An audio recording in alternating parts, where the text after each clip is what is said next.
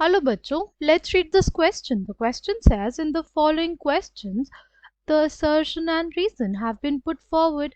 Read the statements carefully and choose the correct alternative from the following. Option A, both assertion and reason are correct, and reason is correct explanation of assertion. Option B, assertion and reason are correct, but reason is not the correct explanation of the assertion. Option C, assertion is true, but the reason is false. Option D, assertion is false, but the reason is true. Assertion क्या दिया हुआ है the boiling point of water at normal pressure is 100 degree Celsius और reason दिया हुआ है as the pressure increases boiling point of water increases, right? The key concept for this question is boiling point. Key concept for this question is boiling point. Boiling point is basically the temperature at which the temperature at which the temperature at which the vapor pressure of a liquid, the vapor pressure of a liquid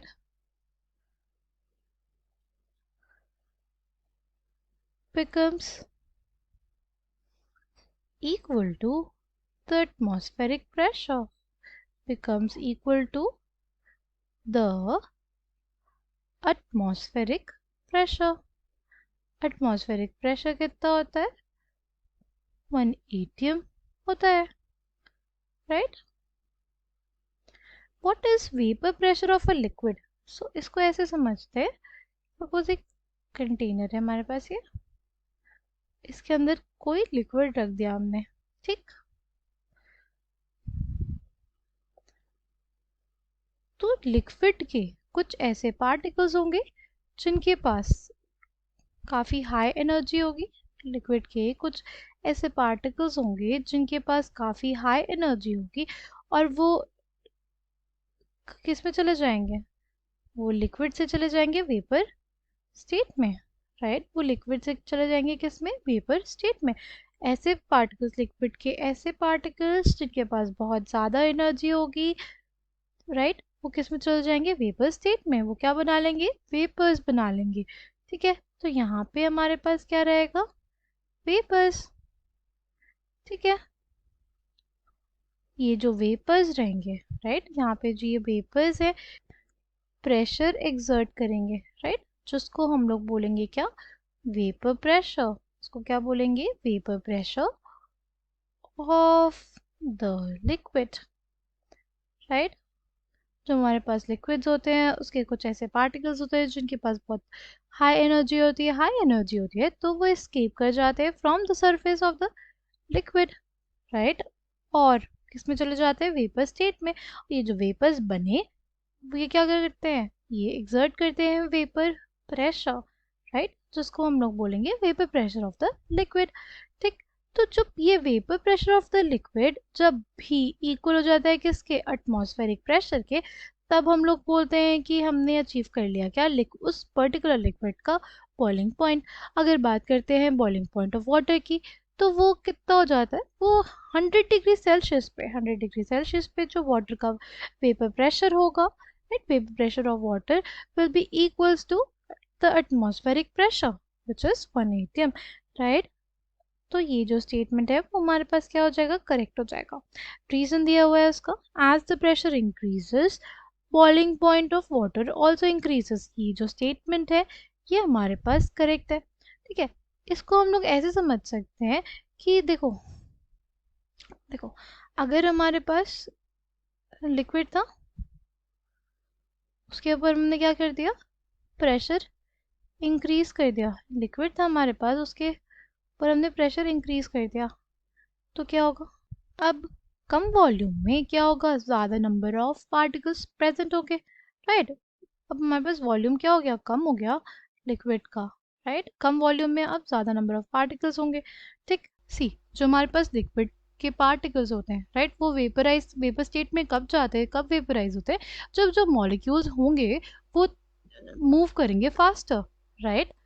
but जब हम pressure increase कर देंगे तो क्या होगा, pressure increase करने पे हमने क्या लगा दिया, एक्सटर्नल फोर्स लगा दिया। एक्सटर्नल फोर्स की वजह से जो मॉलिक्यूल्स हैं वो एक दूसरे के ज़्यादा पास आ जाएंगे, राइट। और वो जल्दी एस्केप नहीं कर पाएंगे। एस्केप कराने के लिए, बॉइलिंग पॉइंट को अचीव करने के लिए हम लोग क्या करते हैं, उस लिक्विड की हीटिंग करते हैं, राइट। ज़्यादा टेम्परेचर चाहिए, अगर प्रेशर हमने इंक्रीज कर दिया, अब हमें क्या चाहिए, हमें ज़्यादा टेम्परेचर चाहिए, ज़्यादा टेम्परेचर देना पड़ेगा, तब जाके जो बॉइलिंग पॉइंट होगा वो हमें मिल पाएगा। क्योंकि हमें पार्टिकल्स को इनफ एनर्जी देनी पड़ेगी कि वो ज़्यादा से ज़्यादा वेपर्स बनाएंगे, तभी तो जाके जो हमारे पास वेपर प्रेशर होगा वो एटमॉस्फेरिक प्रेशर के बराबर हो पाएगा। इसका मतलब क्या, इसका मतलब ये हम लोग कह सकते हैं कि प्रेशर इंक्रीज करने पे जो बॉइलिंग पॉइंट है वो इंक्रीज कर जाएगा, राइट। तो प्रेशर इंक्रीज करने पे ज़्यादा नंबर ऑफ पार्टिकल्स होंगे एक पर्टिकुलर यूनिट वॉल्यूम में। अब उन पार्टिकल्स को हमें इनफ एनर्जी देनी होगी ताकि वो ज़्यादा से ज़्यादा किस में जाए, वेपर स्टेट में। वो ज़्यादा से ज़्यादा वेपर स्टेट में जाएंगे तभी हमारे पास वेपर प्रेशर इंक्रीज करेगा, और वेपर प्रेशर किसके बराबर हो जाएगा, एटमॉस्फेरिक प्रेशर के, ठीक है। अब अगर हमें वेपर प्रेशर बढ़ाना है, राइट, तो उसके लिए हमें क्या करना पड़ेगा, ज़्यादा हीटिंग करनी पड़ेगी। हीटिंग ज़्यादा करेंगे तो पार्टिकल्स को इनफ एनर्जी मिलेगी, राइट। हीटिंग करने से क्या होगा, उन पार्टिकल्स को थर्मल एनर्जी मिलेगी। तो तो वो ज़्यादा किस में जाएंगे, वो स्ट्राइक करेंगे फिर एक दूसरे से, और फिर उनकी एनर्जी बढ़ेगी, और फिर वो धीरे धीरे ज़्यादा वेपर स्टेट में जाना शुरू करेंगे, ज़्यादा वेपर स्टेट में जाएंगे। तो तब जाके vapor pressure of the liquid will be equals to the atmospheric pressure, right? Coming back to the question, जो reason है वो भी correct है, assertion है वो भी correct है, but reason is not the correct explanation of assertion. इसलिए correct answer for this question will be option B. I hope you understood it well. Thank you and all the best.